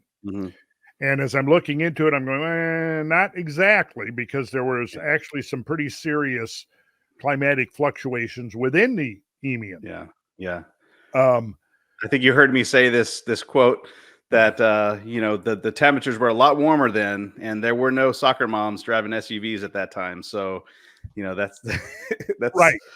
It was considerably warmer, like you said. Yes. Sea level is about 30 feet higher. Than now. Yes. I just saw a recent study that during that period of the Eemian, almost half of the Greenland ice sheet was gone, and it had melted back so much that there was a huge corridor east to west right across the middle of the Greenland ice sheet. So, again, what that brings us to is, realizing how dynamic the climate has been naturally. Right. And right.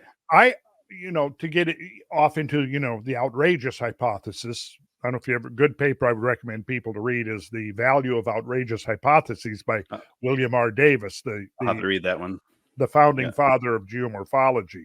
Okay. And he's really excoriating his colleagues, I guess, back in the 1920s or something for being so constricted in their thinking.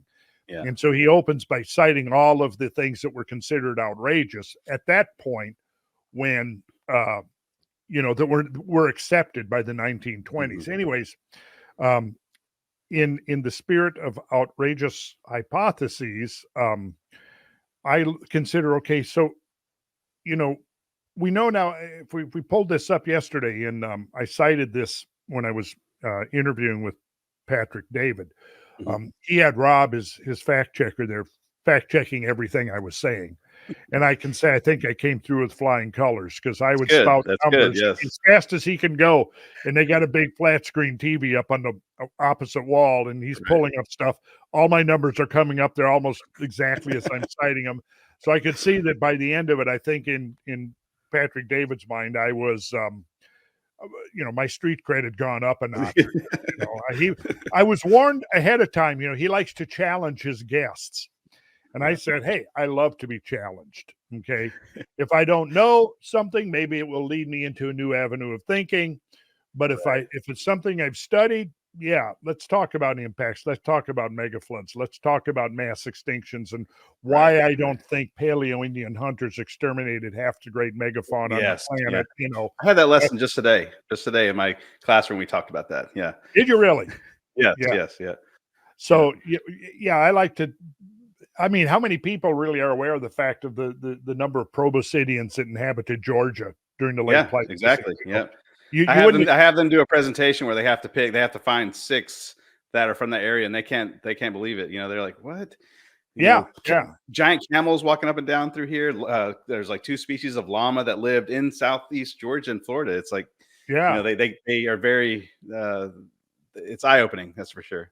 Hey, let's not neglect the giant beavers. That's right. Yep. Out of respect to, who was it? Cobras. Oh, cobras, yes. Cobras, yep. Cobras, yes. Castaroides. That's right, yeah. Yeah. And were there glyptodonts in Georgia? I don't know if they were in Georgia. No further south. I mean, we definitely know they were as far north as Mexico, I think. Yeah, we did have we do have giant ground sloth here. We find fossils of those. There's a whole fossil on display at the Tybee Island State Park, I think. Yeah, dire wolves.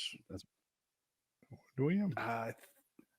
We'll have to do a little research and maybe get back and talk about that a little bit, because that's another area of extreme fascination to me Yeah. is the megafauna. For sure. Yeah. For sure. Yeah. But Yeah. back to the outrageous hypothesis. So if we go back and we talk about, the emergence of modern civilization, I mean, we can trace history back to, 5,000, Right. maybe pushing it back to 6,000 years ago if we define history as when writing emerged. Right. But I think we can push civilization back, let's just say in round numbers, 10,000 years.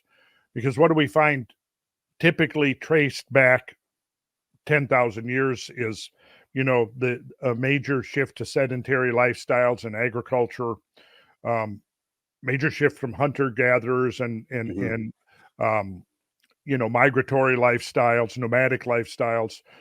The dispersion of languages typically is going to date back 10,000 years.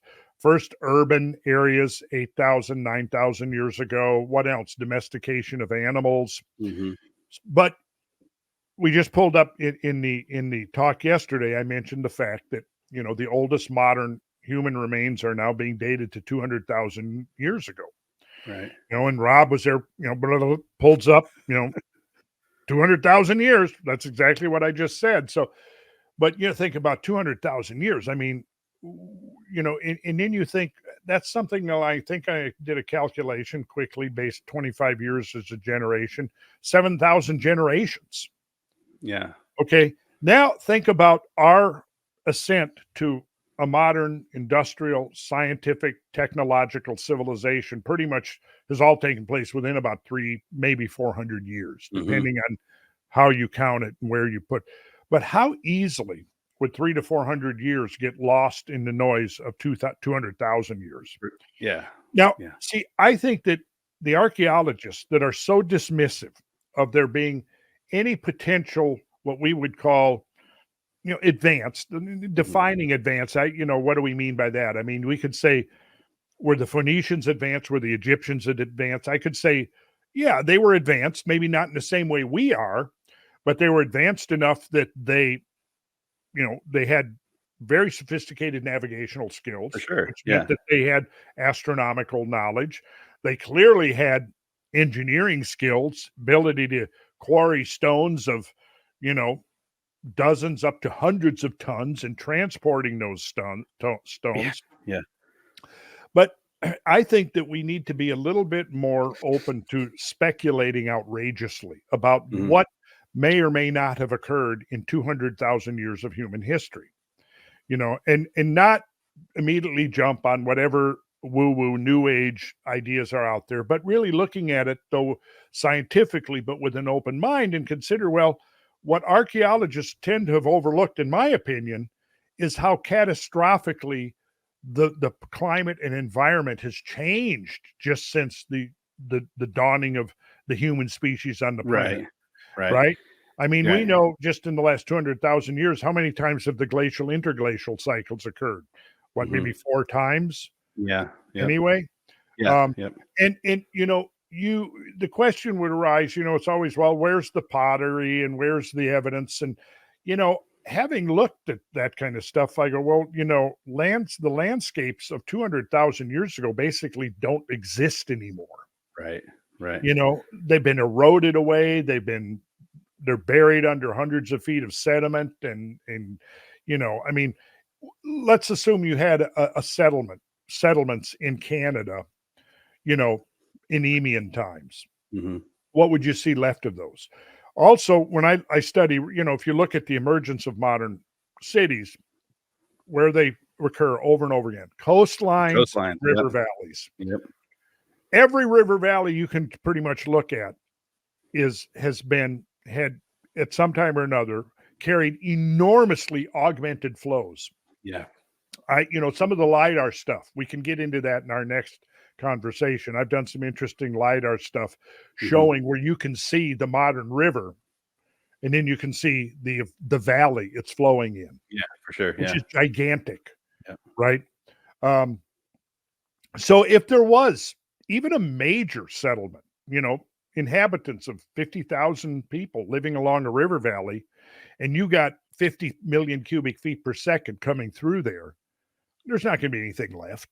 No. It's going to be completely obliterated.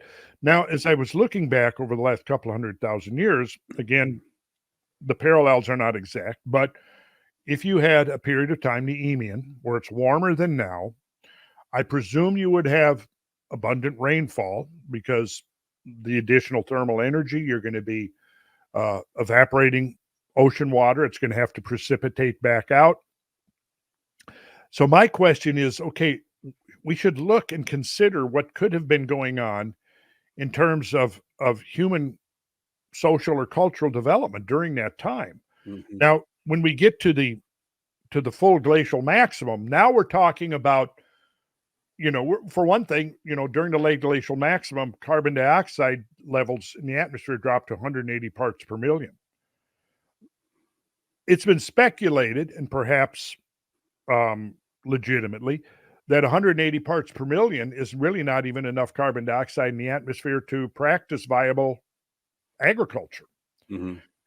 What were the carbon dioxide concentrations during the Eemian? It's a good question. Yeah. Yeah, I mean, because were they similar today? Were they lower? I mean, again, glacial 180 parts per million. If that was the case during the Eemian, then we certainly can surmise from that the carbon dioxide had nothing to do with the Eemian warming. Right. Correct? Yeah. Yeah. Or were they higher? Now, we do know this. We know that when temperature drops, let's say, and to me, the most likely candidate is going to be solar variability, aided and abetted by, for example, volcanism, because we know that, you remember the year without a summer, 1816, Mm-hmm. came on the heels of 4 closely spaced volcanic eruptions between 1809 and 1815. Right. And that caused a depression of global temperature for at least 6 years. Spawned what has been referred to as the last great subsistence crisis of Western civilization because of the agricultural failures and so on. Mm-hmm. But we do know now that increased carbon dioxide fuels photosynthesis. For sure. Yeah. Plants They pipe it in. Yeah, exactly. So this is why I've gotten so interested in the Eemian, because I'm thinking, okay, you had 10 to 13,000 years of there. Mm-hmm. How would there have not been? Because if we consider Holocene, what happened? Well, we had a warming, we had the climatic optimum, we had the emergence of agriculture, people were getting a lot of food to eat, people were living longer, and we had more leisure time. Mm-hmm. And in order to create advanced science and philosophy and knowledge, you have to have leisure time. Right. Think about architecture, all of that. So now going back to the Eemian, if the Eemian was a fair parallel to the Holocene, why do we not see any evidence of any kind of advancement during the Eemian? We know modern people were living Mm-hmm. at that point. Mm-hmm. And maybe we should reframe the question and to read like this. The challenge would be to explain why there was not major cultural advancement during the Eemian. And if we're looking for a parallel to the Holocene in terms of the climate and the environment, well, I think we can make the argument that Holocene climate and environment was a prerequisite for the emergence of advanced civilization as we define it. Mm-hmm. Yeah. Now let's turn that back in honor of the outrageous hypothesis. And so, well, could there have been an advanced culture during the Eemian? Now, considering we know what has transpired between the Eemian and the Holocene, I mean, it certainly is plausible that whatever was going on could have been at least navigation or something. Yeah. Well, we know that many islands were colonized as far back as 50,000 years ago. Right. What about the Aborigines? Don't they go back further than that? Well, the last studies I've read would suggest at least 50,000 years. Yeah. And of course, during, glacial maximum periods of time, you could have island hopped to Australia much easier than, post-glacial after post-glacial sea level rise. But I that's what's gotten me interested in the Eemian and why I'm Mhm. taking a closer look at it. If it is a parallel for the Holocene, and if we surmise that the Holocene climatic and environmental conditions were at least conducive, if not a prerequisite for the emergence of advanced civilizations, why not the Eemian? Yeah, should for sure. Yeah. Yeah, yeah. And like I showed you, we could. I mean, the lidar shows us exactly where that shoreline is, so we should be able to find something there.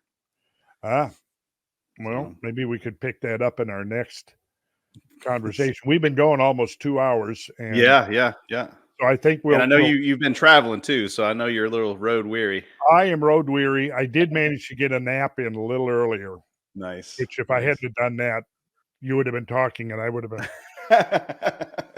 but we didn't Yeah, want that. So anyways, it's been fun, and I think we should do it again. absolutely, Randall. I'm Yes, gonna be going out to, I wish I was going with you. Washington, and if you I wish Yep, you were too, man. I would yep. love to spend a week with you out in these Well, landscapes we and just gotta get we your gotta. impressions. That's right. We gotta factor in some Carolina Bay talk in there, and I'll make the trip. So, Okay, absolutely, we can do that. And there was a lot more we actually could have talked about yeah, for relative sure. to the Carolina Bays. One of the Yes. things that we didn't do that I was gonna pull up is show you some of the images of the Tunguska area. Mhm. Maybe Oh, I've got some of those too. Yeah, yeah. well, we'll save that for our next Hmm. conversation. Yeah, because it's Um, it's pretty fascinating. Yeah.